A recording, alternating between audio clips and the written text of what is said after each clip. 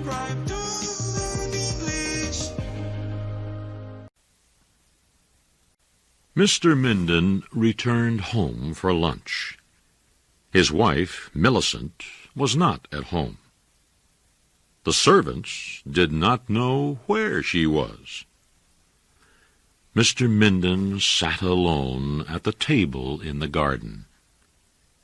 He ate a small piece of meat and drank some mineral water. Mr. Minden always ate simple meals because he had problems with his stomach. Why, then, did he keep a cook among his servants? Because his wife, Millicent, liked to invite her friends to big dinners and serve them rare and expensive food and wine. Mr. Minden did not enjoy his wife's parties. Millicent complained that he did not know how to enjoy life. She did a lot of things that he did not like. Millicent wasted Mr. Minden's money and was unpleasant to him, but he never got angry with his wife. After eating, Mr. Minden took a walk through his house. He did not stay long in the living room. It reminded him of all the hours he had spent there at his wife's parties. The sight of the formal dining room made him feel even more uncomfortable. He remembered the long dinners where he had to talk to his wife's friends for hours. They never seemed very interested in what he was saying. Mr. Minden walked quickly past the ballroom where his wife danced with her friends. He would go to bed after dinner, but he could hear the orchestra playing until 3 in the morning. Mr. Minden walked into the library. No one in the house ever read any of the books, but Mr. Minden was proud to be rich enough to have a perfectly useless room in his house. He went into the sunny little room where his wife planned her busy days and evenings. Her writing table was covered with notes and cards from all her friends. Her wastepaper basket was full of empty envelopes that had carried invitations to lunches, dinners, and theater parties. Mr. Minden saw a letter crushed into a small ball on the floor. He bent to pick it up. Just as he was about to throw it into the wastepaper basket, he noticed that the letter was signed by his business partner, Thomas Antrim.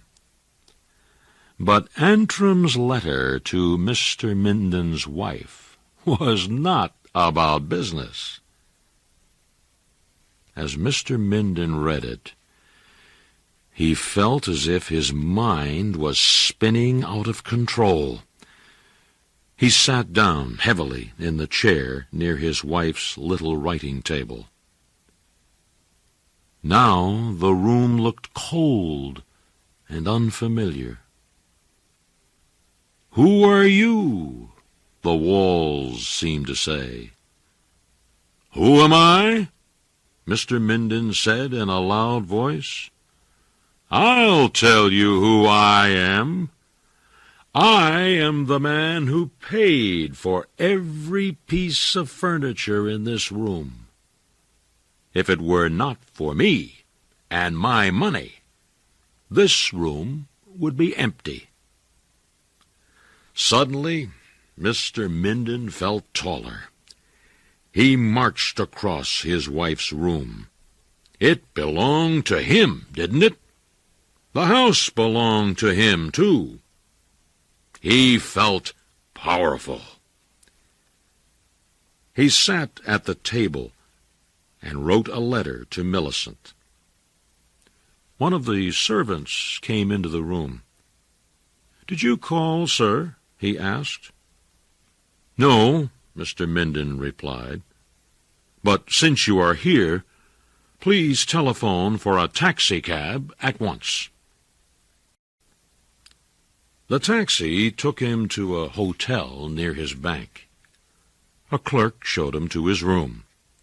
It smelled of cheap soap. The window in the room was open, and hot noises came up from the street. Mr. Minden looked at his watch. 4 o'clock. He wondered if Millicent had come home yet and read his letter. His head began to ache, and Mr. Minden lay down on the bed. When he woke up, it was dark. He looked at his watch. 8 o'clock. Millicent must be dressing for dinner. They were supposed to go to Mrs. Targe's house for dinner tonight. Well, Mr. Minden thought, Millicent would have to go alone. Maybe she would ask Thomas Antrim to take her to the party. Mr. Minden realized he was hungry. He left his room and walked down the stairs to the hotel dining room. The air, smelling of coffee and fried food, wrapped itself around his head. Mr. Minden could not eat much of the food that the hotel waiter brought him.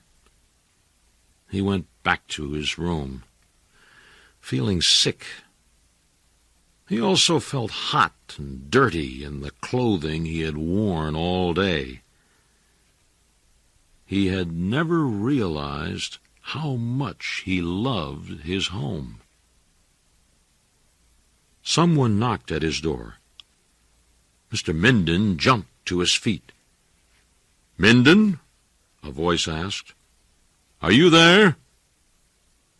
Mr. Minden recognized that voice. It belonged to Lawrence Macy.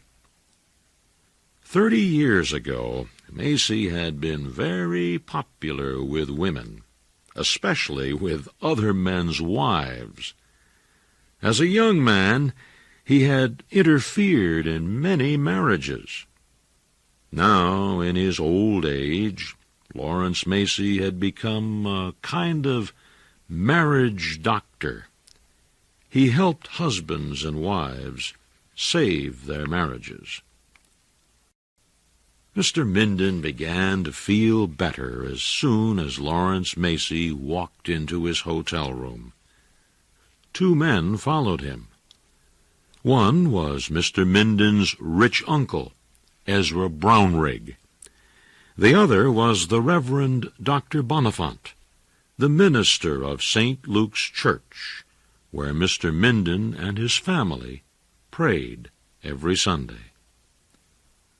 Mr. Minden looked at the 3 men and felt very proud that they had come to help him. For the first time in his married life, Mr. Minden felt as important as his wife Millicent.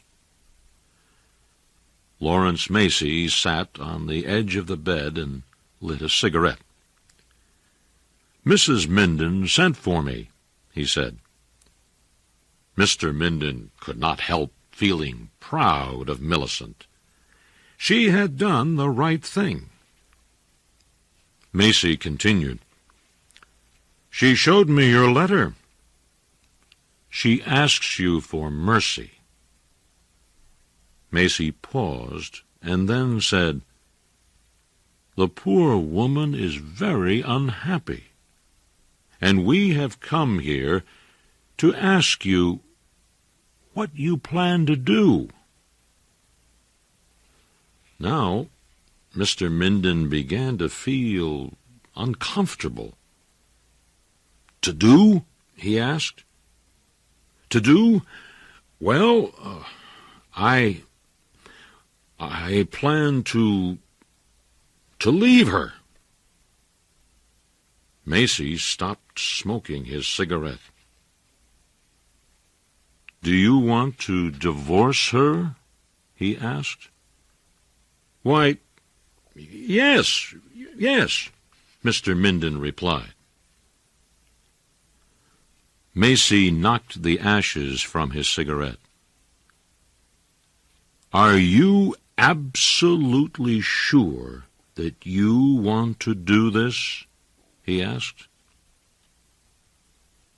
Mr. Minden nodded his head.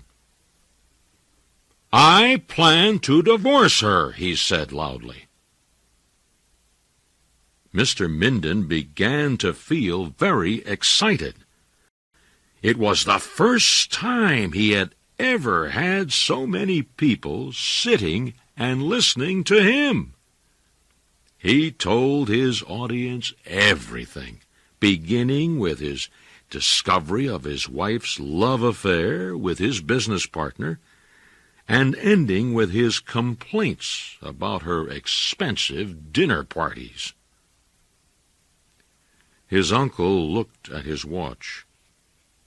Dr. Bonifant began to stare out of the hotel window. Macy stood up. "Do you plan to dishonor yourself, then?" he asked. "No one knows what has happened. You are the only one who can reveal the secret. You will make yourself look foolish." Mr. Minden tried to rise, but he fell back weakly. The three men picked up their hats. In another moment, they would be gone. When they left, Mr. Minden would lose his audience and his belief in himself and his decision. "I won't leave for New York until tomorrow," he whispered. Lawrence Macy smiled. "Tomorrow will be too late," he said. "Tomorrow, everyone will know you are here." Macy opened the hotel room door. Mr. Brownrigg and Dr. Bonifant walked out of the room. Macy turned to follow them when he felt Mr. Minden's hand grab his arm. I will come with you," Mr. Minden sighed.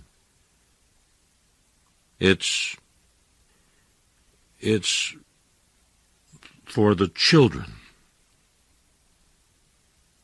Lawrence Macy nodded as Mr. Minden walked out of the room.